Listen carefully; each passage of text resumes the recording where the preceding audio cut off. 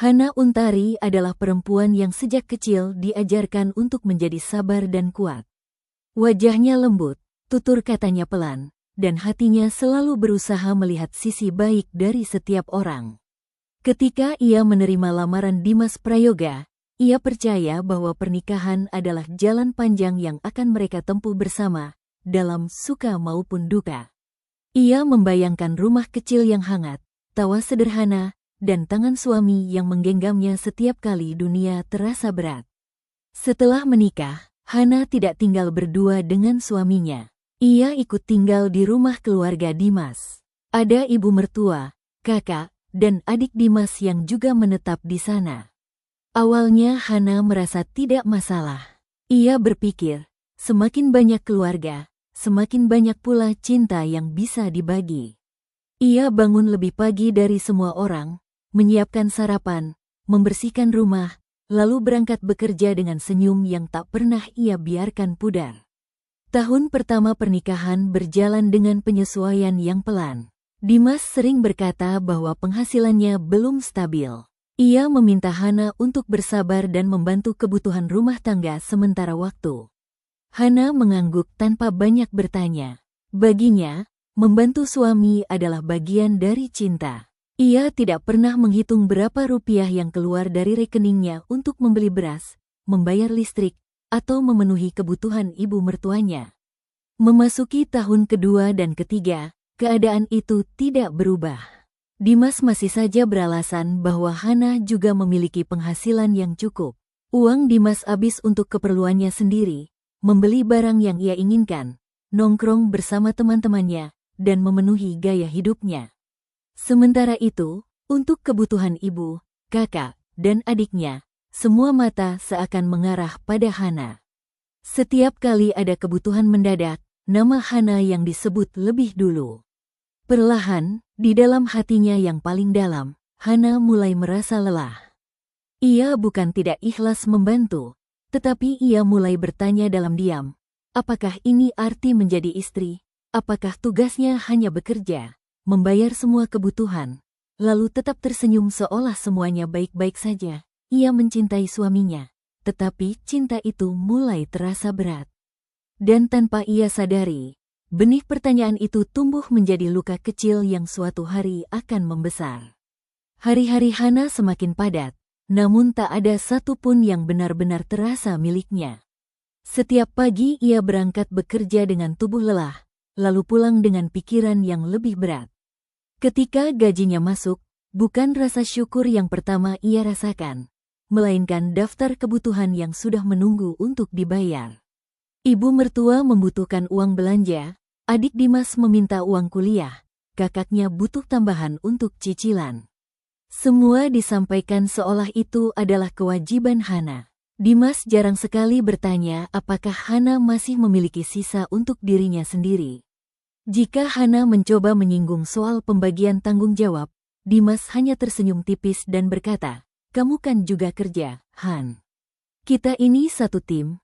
Kalimat itu terdengar indah di luar, tetapi terasa kosong di dalam.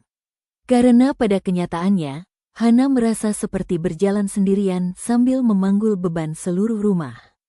Pernah suatu malam, Hana memberanikan diri berbicara lebih serius. Ia duduk di tepi tempat tidur, suaranya pelan namun penuh harap.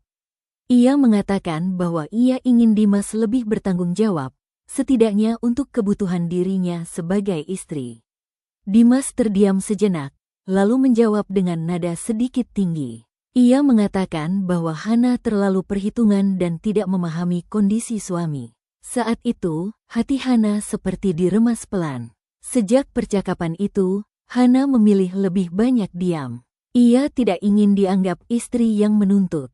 Ia kembali bekerja, kembali memberikan uang setiap kali diminta.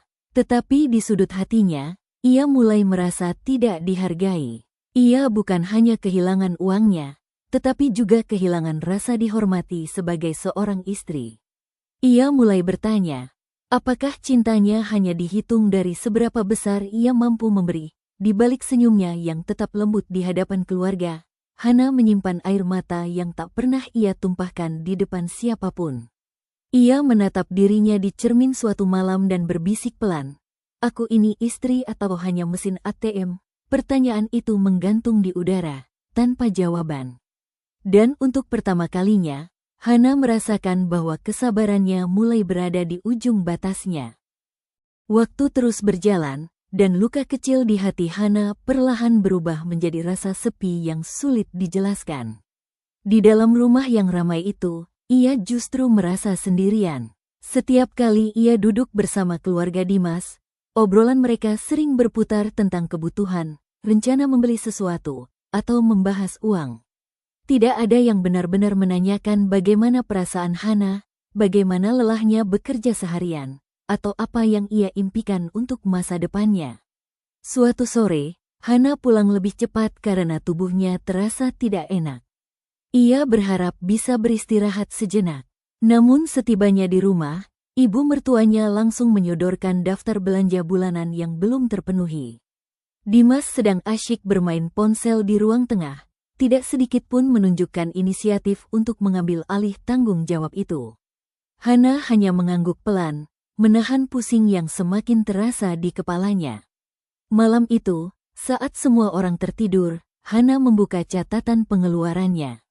Ia menghitung dengan perlahan, menyadari bahwa hampir seluruh gajinya habis untuk kebutuhan keluarga suaminya. Ia bahkan tidak ingat kapan terakhir kali membeli sesuatu untuk dirinya sendiri. Bukan karena ia tidak mampu, tetapi karena setiap kali ingin membeli sesuatu, rasa bersalah selalu datang. Seolah-olah kebahagiaannya sendiri bukanlah prioritas.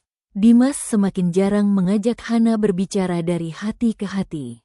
Jika Hana terlihat murung, ia hanya berkata singkat, "Jangan terlalu dipikirkan."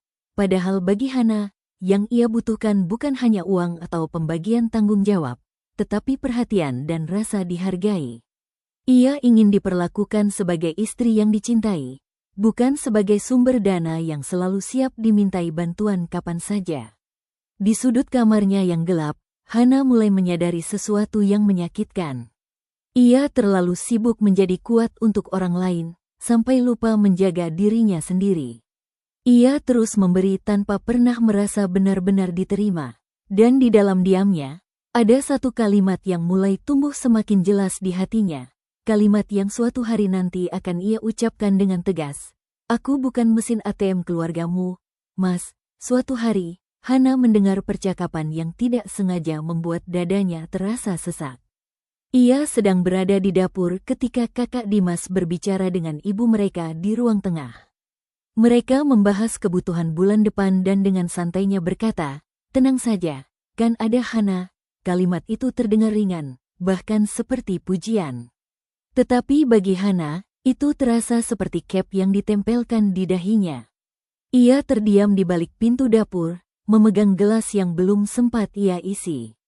Untuk pertama kalinya, Hana menyadari bahwa keberadaannya di rumah itu bukan lagi sebagai menantu yang dihargai, tetapi sebagai solusi setiap kali ada masalah keuangan. Tidak ada yang benar-benar melihat lelahnya. Tidak ada yang bertanya apakah ia mampu atau tidak. Seolah-olah penghasilannya adalah milik bersama tanpa perlu persetujuannya. Malam harinya, Hana mencoba kembali berbicara dengan Dimas. Dengan suara yang lebih tenang dari biasanya, ia menceritakan apa yang ia dengar. Ia tidak marah, hanya ingin dimengerti. Tetapi Dimas justru tertawa kecil dan berkata, "Ah, kamu terlalu sensitif. Mereka cuma bercanda." Jawaban itu membuat hati Hana terasa semakin jauh dari suaminya sendiri. Sejak saat itu, Hana mulai menyimpan banyak hal sendirian. Ia tidak lagi berharap Dimas akan membelanya atau memahami perasaannya. Ia tetap melakukan kewajibannya, tetap bangun pagi, tetap bekerja keras, tetap menyerahkan uang ketika diminta. Tetapi di dalam dirinya, ada sesuatu yang perlahan berubah. Rasa cintanya tidak lagi mengalir deras seperti dulu. Kini ia mulai belajar menjaga sebagian kecil hatinya untuk dirinya sendiri. Di kamar yang sepi, Hana memandangi foto pernikahannya dengan Dimas. Ia tersenyum di foto itu, penuh harapan dan keyakinan. Ia bertanya dalam hati, kapan semua ini mulai terasa berat, Kapan ia berhenti merasa menjadi istri yang dicintai dan mulai merasa seperti alat yang dimanfaatkan? Dan untuk pertama kalinya, ia mulai mempertimbangkan kemungkinan bahwa mungkin cinta saja tidak cukup jika tidak disertai tanggung jawab dan rasa hormat. Di tahun ketiga pernikahan mereka, Hana mulai merasakan perubahan lain pada Dimas. Bukan hanya soal uang, tetapi juga sikapnya yang semakin jauh. Dimas lebih sering pulang larut malam dengan alasan pekerjaan atau bertemu teman. Ponselnya tak pernah lepas dari genggaman, dan setiap kali Hana mendekat, layar itu cepat-cepat dikunci. Hana mencoba menepis rasa curiga, meyakinkan dirinya bahwa ia tidak boleh berprasangka. Namun naluri seorang istri tidak pernah benar-benar salah. Ada jarak yang terasa berbeda, ada perhatian yang tak lagi sama. Dimas jarang menatapnya ketika berbicara. Bahkan untuk sekadar makan malam bersama pun terasa seperti kewajiban, bukan kebersamaan. Hana tetap melayani dengan sabar, menyajikan makanan hangat, berharap ada percakapan sederhana yang bisa menghangatkan hubungan mereka kembali. Suatu malam, ketika Dimas tertidur lebih dulu, ponselnya bergetar pelan di atas meja. Hana tidak berniat membuka, tetapi layar yang menyala menampilkan sebuah nama yang begitu ia kenal. Nama itu adalah salah satu orang terdekatnya sendiri. Jantung Hana berdegup lebih cepat. Tangannya gemetar saat melihat pesan singkat yang isinya terlalu akrab untuk sekadar teman biasa. Hana tidak langsung marah. Ia hanya duduk diam di tepi tempat tidur, memandangi suaminya yang terlelap. Pikirannya kacau, tetapi hatinya terasa sangat sunyi. Selama ini ia bekerja keras, memberi tanpa banyak bertanya, menahan lelah dan kecewa. Tetapi kini, yang ia dapatkan bukan hanya ketidakadilan, melainkan juga pengkhianatan yang perlahan terbuka di depan matanya. Air mata akhirnya jatuh tanpa bisa ia tahan. Bukan karena ia lemah, tetapi karena hatinya terlalu lama memendam luka. Di dalam dadanya, ada rasa hancur yang sulit dijelaskan. Ia mulai menyadari bahwa selama ini ia bukan hanya diperlakukan seperti mesin ATM, tetapi juga seperti seseorang yang kehadirannya dianggap biasa saja, mudah digantikan, dan tak perlu dijaga. Dan malam itu, untuk pertama kalinya, Hana merasa benar-benar kehilangan Dimas, meski lelaki itu masih tertidur di sampingnya. Pagi itu terasa berbeda bagi Hana. Matanya sembab, tetapi ia tetap bangun seperti biasa. Ia memasak sarapan, menyiapkan teh hangat untuk ibu mertuanya, dan menyetrika pakaian Dimas tanpa sepatah kata pun. Di dalam dirinya, ada badai yang belum ia keluarkan. Ia ingin bertanya, ingin marah, ingin menangis di depan Dimas. Tetapi ada bagian dari dirinya yang masih berharap semua ini hanya salah paham. Sepanjang hari di kantor, pikirannya tidak fokus. Pesan singkat yang ia lihat semalam terus terbayang di kepalanya. Kata-kata manis yang seharusnya hanya untuknya, ternyata dikirim pada orang lain. Lebih menyakitkan lagi, orang itu adalah seseorang yang pernah ia percaya, seseorang yang sering ia ajak berbagi cerita. Rasa kecewa itu bukan hanya tentang suami, tetapi juga tentang kepercayaan yang dikhianati. Malamnya, Hana akhirnya memberanikan diri berbicara. Dengan suara bergetar, ia menunjukkan pesan yang ia lihat. Dimas terdiam sesaat, lalu mencoba mengelak. Ia mengatakan itu hanya teman dekat, tidak ada yang serius. Ia bahkan menyalahkan Hana karena membuka ponselnya tanpa izin. Perdebatan kecil itu berubah menjadi pertengkaran yang menyakitkan. Hana tidak berteriak, ia hanya berkata pelan, "Aku sudah berusaha jadi istri yang baik, Mas. Aku kerja. Aku bantu keluarga kamu, aku tahan lelahku. Tapi kenapa kamu balasnya seperti ini?" Kalimat itu keluar dengan jujur, tanpa drama. Dimas tidak langsung menjawab, ia hanya menunduk, lalu pergi keluar rumah tanpa menyelesaikan pembicaraan. Malam itu, Hana duduk sendirian di ruang tamu yang gelap. Ia menyadari bahwa selama ini ia terlalu banyak mengalah, terlalu sering memaklumi. Bukan hanya soal uang yang ia berikan, tetapi juga soal perasaannya yang selalu ia tekan. Dan kini, pengkhianatan itu seperti membuka matanya. Ia mulai memahami bahwa luka yang ia rasakan bukan lagi luka kecil. Itu adalah retakan besar dalam pernikahannya, retakan yang tidak bisa ditutup hanya dengan alasan dan janji kosong. Sejak pertengkaran itu, suasana rumah terasa semakin dingin. Dimas lebih banyak diam dan menghindari pembicaraan serius. Ia bersikap seolah masalah itu sudah selesai hanya karena tidak lagi dibahas. Sementara bagi Hana, luka itu masih terbuka lebar. Setiap kali melihat wajah suaminya, ia teringat pesan-pesan yang ia baca, kata-kata manis yang bukan ditujukan untuknya.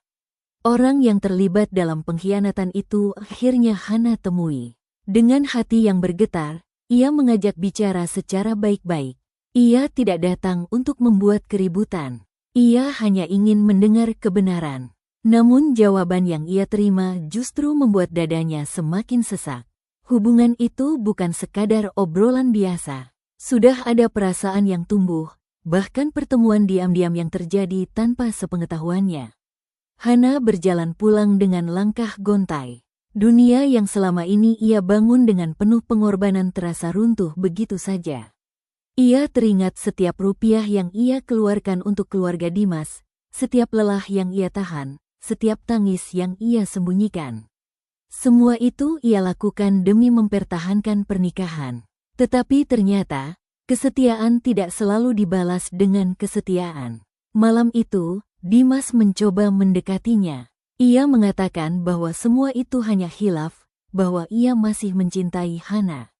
Tetapi kata cinta yang keluar dari mulutnya kini terdengar asing. Hana tidak lagi mudah percaya. Ia sadar, cinta bukan hanya tentang ucapan, melainkan tentang sikap dan tanggung jawab. Dan selama 3 tahun ini, ia merasa berjuang sendirian. Di dalam hatinya, ada sesuatu yang mulai mengeras. Bukan kebencian, tetapi kesadaran. Hana mulai memahami bahwa ia berharga, bahwa ia tidak pantas diperlakukan seperti sumber uang dan cadangan hati ketika suaminya bosan. Untuk pertama kalinya, ia tidak hanya menangis karena terluka, tetapi juga karena ia mulai belajar mencintai dirinya sendiri. Dan dari situlah, keberanian kecil mulai tumbuh di dalam dirinya. Hari-hari setelah kebenaran itu terbuka terasa begitu berat bagi Hana. Ia tetap menjalani rutinitasnya seperti biasa, tetapi hatinya tidak lagi sama. Setiap sudut rumah itu menyimpan kenangan tentang pengorbanannya. Dapur tempat ia memasak dengan penuh cinta, ruang tamu tempat ia menyerahkan uang belanja, kamar yang menjadi saksi tangisnya di tengah malam. Semua terasa asing. Dimas mulai menunjukkan penyesalan. Ia mencoba bersikap lebih lembut, lebih perhatian. Ia sesekali menawarkan untuk membayar kebutuhan rumah, walau hanya sebagian kecil. Namun bagi Hana, perubahan yang datang setelah ketahuan terasa seperti kewajiban, bukan kesadaran. Ia tidak ingin Dimas berubah karena takut kehilangan, tetapi karena benar-benar memahami kesalahannya. Keluarga Dimas tidak mengetahui sepenuhnya tentang perselingkuhan itu. Mereka hanya melihat bahwa hubungan Hana dan Dimas sedang renggang. Namun yang tetap sama adalah sikap mereka soal uang. Setiap kali ada kebutuhan, mereka masih datang pada Hana. Seolah-olah badai dalam rumah tangganya tidak mengubah apapun tentang peran yang selama ini dibebankan padanya. Suatu malam, Hana duduk sendirian dan mulai menuliskan semua yang ia rasakan di sebuah buku kecil. Ia menulis tentang lelahnya bekerja tanpa dihargai, tentang sakitnya dikhianati oleh orang yang paling ia percaya, tentang perasaan menjadi mesin ATM yang selalu diminta tanpa pernah ditanya kabarnya. Menulis membuatnya sedikit lebih lega, seolah ia sedang berbicara pada dirinya sendiri. Di antara kalimat-kalimat yang ia tulis, ada satu kesadaran yang semakin kuat. Selama ini, Hana terlalu takut kehilangan suami dan keluarganya, sampai ia lupa takut kehilangan dirinya sendiri. Ia lupa bahwa harga diri juga harus dijaga. Dan malam itu, untuk pertama kalinya, ia mulai memikirkan sebuah keputusan besar. Bukan karena ia ingin membalas, tetapi karena ia ingin menyelamatkan sisa hatinya yang masih ingin ia pertahankan. Beberapa hari kemudian, Hana memutuskan untuk berbicara dengan dirinya sendiri secara jujur. Ia berdiri di depan cermin lebih lama dari biasanya. Ia menatap wajahnya yang mulai terlihat lelah, tetapi tetap menyimpan keteguhan. Ia bertanya dalam hati, sampai kapan ia akan bertahan dalam keadaan seperti ini? Sampai kapan ia akan terus memberi tanpa dihargai dan mencintai tanpa dibalas dengan kesetiaan? Di kantor, salah satu rekan kerjanya sempat bertanya mengapa ia terlihat murung akhir-akhir ini. Hana hanya tersenyum tipis dan berkata bahwa ia sedang sedikit lelah. Ia tidak terbiasa membuka luka pada orang lain. Namun pertanyaan sederhana itu membuatnya sadar bahwa orang luar saja bisa melihat perubahan pada dirinya. Lalu mengapa suaminya tidak pernah benar-benar peka? Malam itu, keluarga Dimas kembali membicarakan rencana renovasi kecil di rumah. Lagi-lagi, pembicaraan itu diakhiri dengan kalimat yang sama, bahwa Hana pasti bisa membantu. Kali ini, ada sesuatu yang berbeda dalam diri Hana. Ia tidak langsung mengangguk. Ia terdiam, lalu berkata dengan suara pelan namun tegas bahwa ia perlu memikirkan keuangan pribadinya juga. Suasana ruang tamu mendadak hening. Ibu mertua menatapnya dengan wajah heran. Kakak Dimas terlihat tidak senang. Dimas sendiri hanya memandang Hana tanpa banyak bicara. Mungkin mereka tidak terbiasa mendengar Hana menolak atau sekadar meminta waktu untuk berpikir. Tetapi bagi Hana, itu adalah langkah kecil yang sangat besar. Setelah percakapan itu, Hana masuk ke kamar dengan jantung berdebar. Ia tidak tahu bagaimana reaksi selanjutnya, tetapi untuk pertama kalinya ia merasa sedikit lebih ringan. Bukan karena masalahnya selesai, tetapi karena ia mulai berani bersuara. Dan di dalam hatinya, ia tahu bahwa jika ia ingin hidupnya berubah, maka ia harus berhenti menjadi sosok yang selalu mengiyakan segala hal, bahkan ketika itu menyakitinya. Sejak hari itu, sikap keluarga Dimas terhadap Hana mulai berubah, meski tidak secara terang-terangan. Ada jarak yang terasa ketika mereka berbicara padanya. Ibu mertua tidak lagi sehangat dulu, dan kakak Dimas beberapa kali melontarkan sindiran halus tentang menantu yang sudah mulai berhitung. Hana mendengar semuanya, tetapi kali ini ia tidak lagi menelan mentah-mentah rasa bersalah yang dulu selalu menghantuinya. Dimas pun terlihat tidak nyaman dengan perubahan itu. Suatu malam ia berkata bahwa Hana seharusnya lebih mengerti keadaan keluarga. Ia mengatakan bahwa sebagai istri, Hana harus mendukung dan berkorban. Hana mendengarkan dengan tenang, lalu bertanya pelan, "Selama ini aku kurang berkorban apa, Mas?" Pertanyaan itu membuat Dimas terdiam, karena pada kenyataannya ia pun tahu betapa banyak yang sudah Hana lakukan. Hana mulai menyusun keuangannya sendiri dengan lebih rapi. Ia memisahkan kebutuhan pribadinya dan tidak lagi langsung memberikan seluruh gajinya. Ia tetap membantu secukupnya, tetapi tidak sebanyak dulu. Langkah kecil itu membuatnya merasa memiliki kendali atas hidupnya sendiri. Untuk pertama kalinya dalam 3 tahun, ia merasa bahwa dirinya juga penting. Di sisi lain, hubungan Hana dan Dimas belum juga membaik. Bayang-bayang perselingkuhan itu masih menghantui. Meskipun Dimas berjanji akan berubah, Hana tidak bisa begitu saja menghapus luka. Kepercayaan yang retak tidak mudah disatukan kembali. Setiap kali Dimas pulang terlambat, hati Hana kembali bergetar oleh rasa takut dan curiga. Namun di tengah semua itu, Hana mulai menemukan kekuatan yang selama ini tersembunyi dalam dirinya. Ia sadar bahwa ia mampu berdiri dengan kakinya sendiri. Ia mampu bekerja, mampu bertahan, bahkan mampu berkata tidak. Dan dari kesadaran itulah, perlahan tumbuh keyakinan baru dalam hatinya, bahwa jika suatu hari ia harus memilih antara terus disakiti atau menjaga harga dirinya, ia tidak lagi takut untuk memilih dirinya sendiri. Hari-hari setelah keberanian kecil itu terasa seperti langkah pertama di atas jembatan rapuh. Hana masih tinggal di rumah yang sama, masih bangun sebelum fajar, masih menyiapkan sarapan dengan tangan yang terlatih. Tetapi ada sesuatu yang berbeda dalam cara ia menatap dirinya sendiri. Ia tidak lagi sekadar menjalani, ia mulai mengamati. Setiap ucapan, Setiap permintaan, setiap tatapan kini ia timbang dengan hati yang lebih sadar. Dimas beberapa kali mencoba mencairkan suasana. Ia mengajak Hana makan di luar, sesuatu yang jarang ia lakukan sebelumnya. Di meja makan yang temaram, Dimas berbicara tentang rencana masa depan, tentang ingin punya rumah sendiri, tentang ingin memperbaiki semuanya. Hana mendengarkan dengan tenang. Ia tidak lagi mudah hanyut oleh janji-janji yang terdengar manis.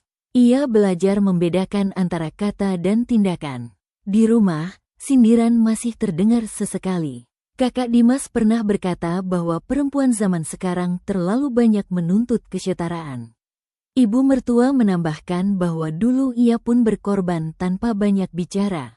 Hana tidak membalas. Ia hanya tersenyum tipis. Di dalam hatinya, ia tahu bahwa membela diri bukan berarti durhaka, dan menjaga diri bukan berarti tidak hormat. Malam-malamnya kini diisi dengan lebih banyak merenung. Hana mulai membaca kembali catatan yang ia tulis di buku kecilnya.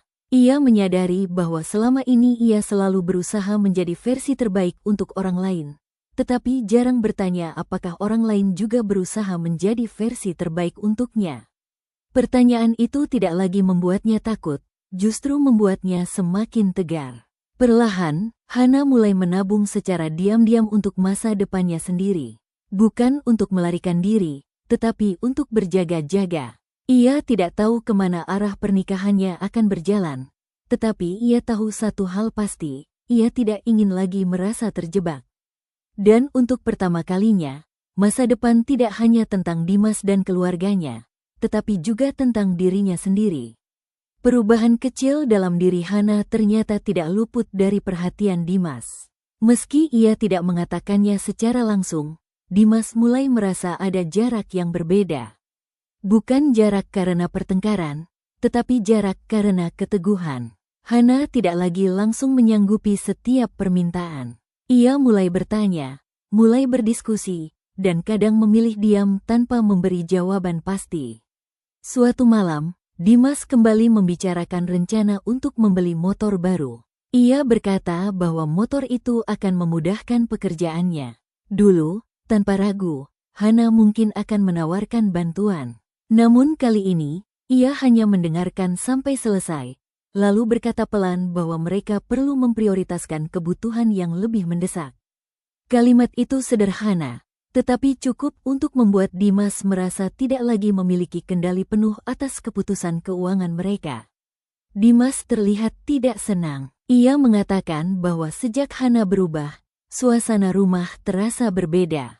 Hana tidak membantah. Ia tahu, perubahan memang tidak selalu nyaman bagi orang yang terbiasa diuntungkan.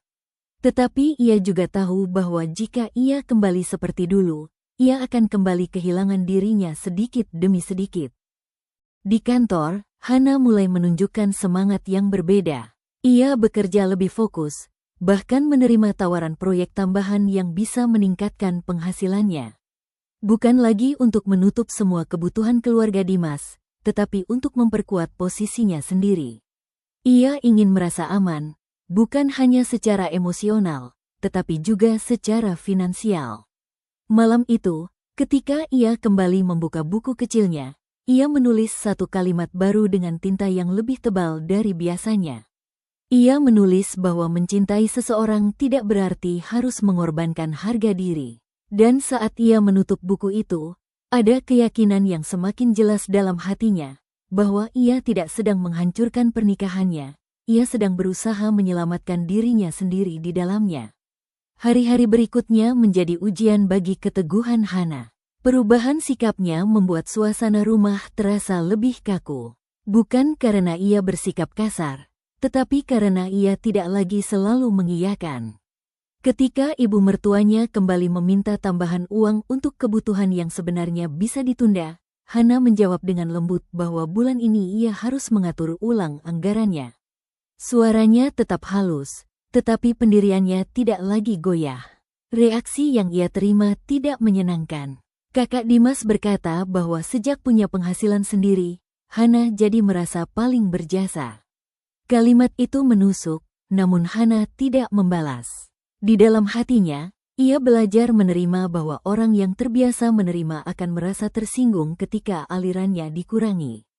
Ia menahan air mata, bukan karena kalah, tetapi karena memilih untuk tidak memperpanjang luka. Dimas semakin sering terlihat gelisah. Ia seperti kehilangan kenyamanan yang dulu ia nikmati. Suatu malam, ia berkata bahwa Hana sekarang terlalu banyak berubah dan tidak lagi seperti dulu. Hana memandang suaminya lama. Dalam hatinya, ia ingin berkata bahwa yang berubah bukan cintanya, tetapi kesadarannya. Namun ia hanya menjawab pelan bahwa setiap orang berhak tumbuh. Di kantor, Hana mendapatkan kabar baik.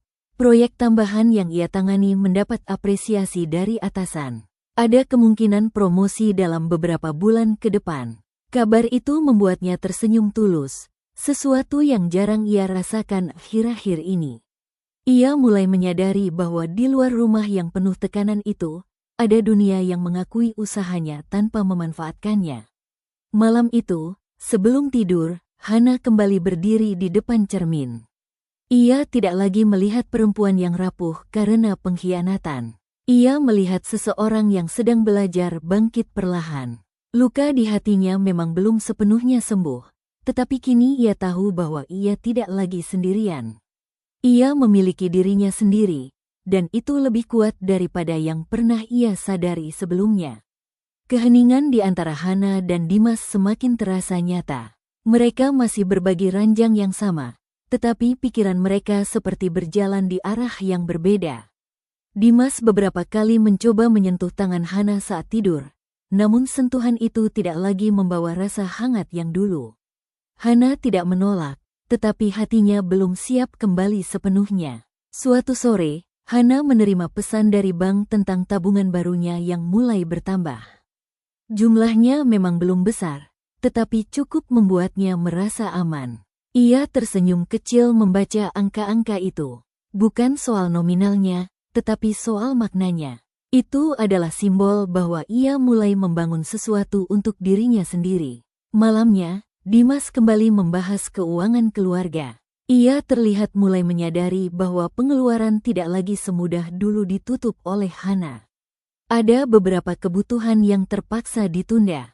Dimas tampak kebingungan ketika harus benar-benar memikirkan cara memenuhi kebutuhan tersebut dengan penghasilannya sendiri. Untuk pertama kalinya, ia merasakan beban yang selama ini dipikul Hana sendirian. Hana memperhatikan perubahan itu tanpa berkata banyak. Ada rasa getir yang muncul, tetapi juga sedikit kelegaan. Bukan karena ia ingin melihat Dimas kesulitan, tetapi karena akhirnya kenyataan mulai terlihat jelas. Pernikahan seharusnya tentang berbagi, bukan memindahkan seluruh beban ke satu pihak. Di dalam buku kecilnya malam itu, Hana menulis tentang keseimbangan. Ia menyadari bahwa cinta tanpa keseimbangan hanya akan melahirkan kelelahan. Ia tidak lagi ingin menjadi penopang tunggal dalam rumah tangganya. Jika Dimas benar-benar ingin memperbaiki semuanya, maka ia harus belajar berdiri sejajar, bukan berteduh di balik pengorbanan istrinya. Dan untuk pertama kalinya, Hana mulai merasa bahwa keputusan besar dalam hidupnya mungkin sudah tidak lagi terlalu jauh. Beberapa minggu berlalu dengan ritme yang berbeda. Kini, setiap kali pembicaraan tentang uang muncul di ruang tamu, Hana tidak lagi merasa jantungnya berdegup tak menentu. Ia sudah menyiapkan batas dalam dirinya. Ketika ibu mertuanya kembali menyampaikan kebutuhan tambahan untuk renovasi, Hana menjelaskan dengan tenang bahwa ia hanya bisa membantu sebagian kecil, karena ia memiliki rencana keuangan pribadi yang tidak bisa diganggu. Udara di ruangan itu terasa lebih berat dari biasanya. Kakak Dimas menghela napas panjang seolah kecewa. Dimas menunduk, mungkin malu, mungkin kesal. Namun kali ini, Hana tidak merasa bersalah. Ia tahu apa yang ia lakukan bukan bentuk pembangkangan, melainkan bentuk perlindungan diri. Dan untuk pertama kalinya, ia bisa duduk tanpa perasaan tertekan setelah mengatakan tidak. Di sisi lain, hubungan Hana dan Dimas masih berada di persimpangan. Dimas mencoba lebih sering berada di rumah. Ia mulai menawarkan diri membantu pekerjaan kecil, seperti membuang sampah atau membeli kebutuhan dapur. Meskipun sederhana, perubahan itu tidak luput dari perhatian Hana. Tetapi ia juga tidak serta-merta luluh. Baginya, perubahan harus konsisten, bukan hanya sesaat karena takut kehilangan. Suatu malam, Dimas kembali meminta maaf atas kesalahan masa lalu. Kali ini suaranya terdengar lebih rendah, tidak lagi defensif seperti dulu. Ia mengakui bahwa selama ini ia terlalu nyaman menggantungkan banyak hal pada Hana. Pengakuan itu membuat hati Hana bergetar pelan. Bukan karena semua luka hilang, tetapi karena untuk pertama kalinya Dimas mulai melihat kenyataan tanpa mencari alasan. Malam itu, setelah percakapan panjang yang melelahkan, Hana duduk sendirian di tepi tempat tidur. Ia menyadari bahwa hidupnya sedang berada di fase penting. Ia tidak lagi hanya bertahan, ia sedang menentukan arah. Apakah ia akan memberi kesempatan kedua dengan syarat yang jelas, atau memilih jalan sendiri jika keadaan tidak berubah? Dan untuk pertama kalinya, keputusan itu terasa benar-benar berada di tangannya. Keesokan harinya, suasana rumah terasa lebih sunyi dari biasanya. Bukan karena tidak ada percakapan, tetapi karena masing-masing seperti sedang memikirkan sesuatu. Hana menjalani rutinitasnya dengan tenang. Ia tidak lagi tergesa-gesa memenuhi semua permintaan. Ia melakukan apa yang menjadi tanggung jawabnya sebagai istri, tetapi tidak lebih dari itu. Dimas mulai terlihat lebih sering memperhatikan Hana. Tatapannya tidak lagi sekadar lewat, tetapi seolah mencoba membaca isi hati istrinya. Beberapa kali ia ingin memulai percakapan, namun terhenti di tengah kalimat. Mungkin ia takut jawaban yang akan ia dengar tidak sesuai dengan harapannya. Hana menyadari itu, tetapi ia tidak lagi merasa bertanggung jawab untuk selalu memudahkan segalanya. Di kantor, kabar tentang kemungkinan promosi semakin jelas. Atasannya memintanya mengikuti pelatihan tambahan sebagai persiapan. Hana menerima dengan hati yang berdebar. Kesempatan itu bukan hanya tentang karir, tetapi juga tentang harga diri. Selama ini ia selalu menjadi penopang di rumah tanpa pengakuan. Kini, di tempat lain, usahanya dihargai secara nyata. Malamnya, Dimas kembali membuka pembicaraan. Kali ini, ia bertanya apa yang sebenarnya diinginkan Hana. Pertanyaan itu sederhana, tetapi terasa berat. Hana terdiam cukup lama sebelum menjawab. Ia berkata bahwa ia ingin dihargai, ingin diperlakukan sebagai pasangan, bukan sebagai sumber solusi setiap kali ada masalah. Ia ingin kesetiaan yang nyata, bukan sekadar janji. Percakapan itu tidak berakhir dengan pertengkaran. Tidak juga dengan pelukan hangat. Mereka hanya duduk berhadapan dalam keheningan yang jujur. Untuk pertama kalinya, tidak ada yang berpura-pura. Dan di dalam hati Hana, ia tahu bahwa jalan yang ia tempuh tidak lagi tentang menyenangkan semua orang, tetapi tentang memastikan bahwa dirinya tidak lagi hilang dalam pernikahan yang ia perjuangkan sendiri. Hari demi hari berlalu dengan nuansa yang tidak lagi sama. Hana mulai merasakan bahwa rumah itu bukan lagi tempat yang sepenuhnya menekan dirinya, tetapi juga bukan tempat yang benar-benar menenangkan.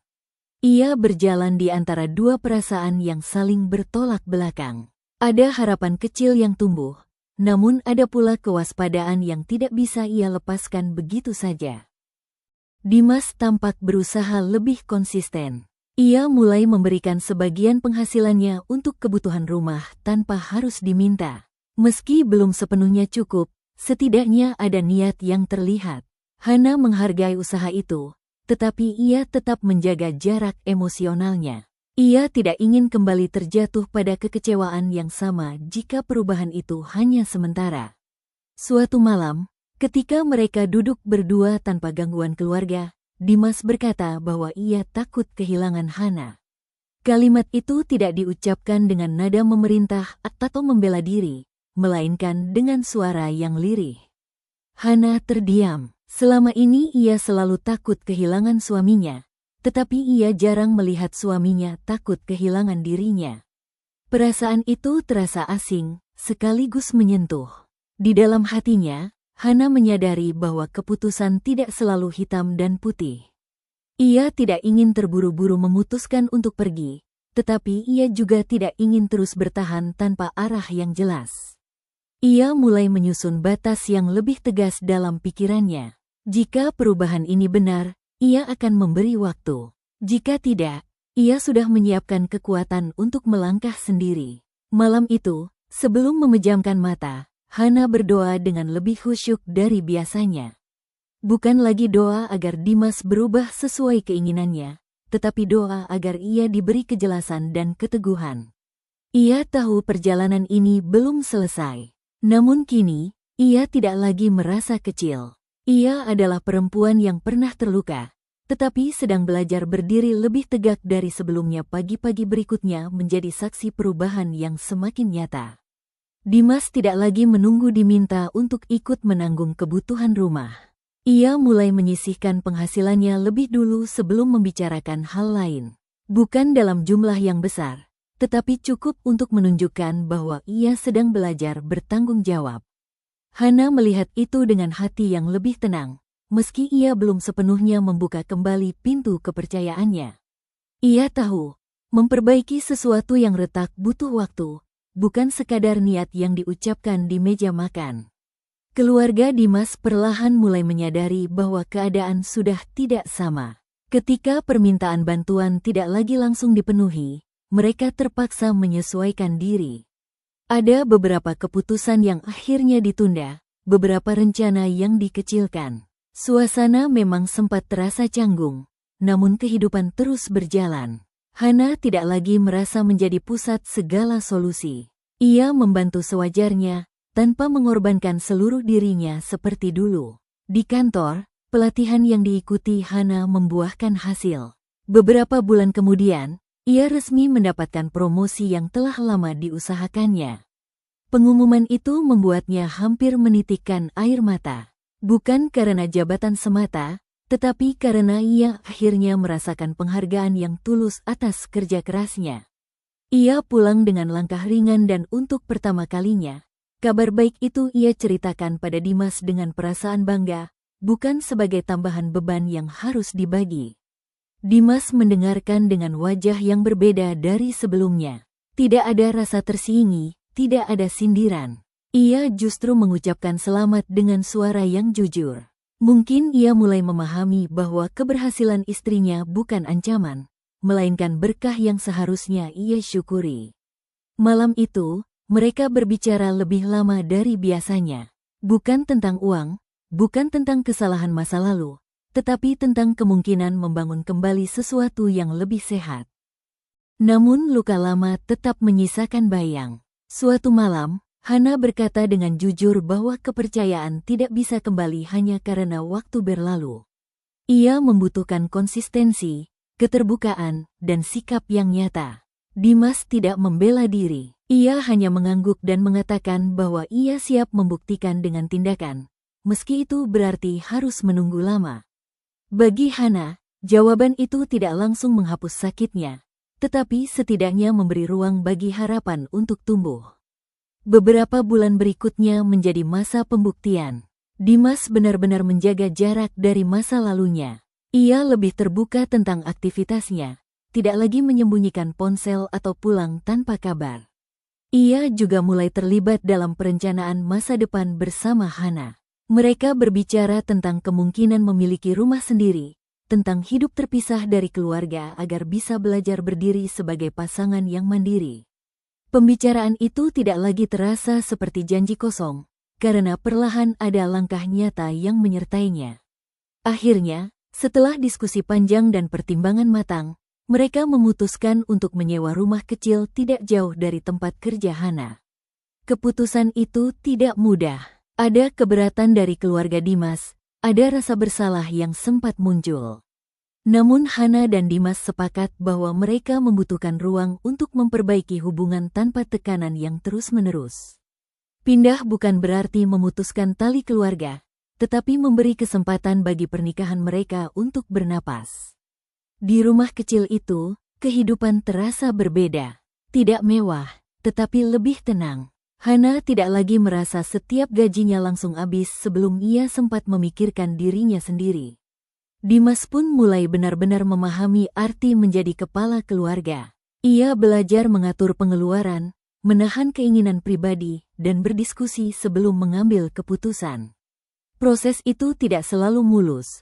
Kadang ada perbedaan pendapat, tetapi kini mereka menghadapi bersama, bukan saling melempar tanggung jawab. Suatu malam, ketika hujan turun perlahan di luar jendela rumah baru mereka, Hana duduk berdampingan dengan Dimas tanpa beban yang dulu sering menyesakkan dadanya. Ia sadar, perjalanan mereka tidak sempurna dan mungkin tidak akan pernah benar-benar tanpa luka. Tetapi ia juga sadar bahwa ia telah berubah. Ia tidak lagi menjadi perempuan yang menahan semuanya sendirian. Ia belajar berbicara, menetapkan batas, dan mencintai tanpa mengorbankan harga dirinya.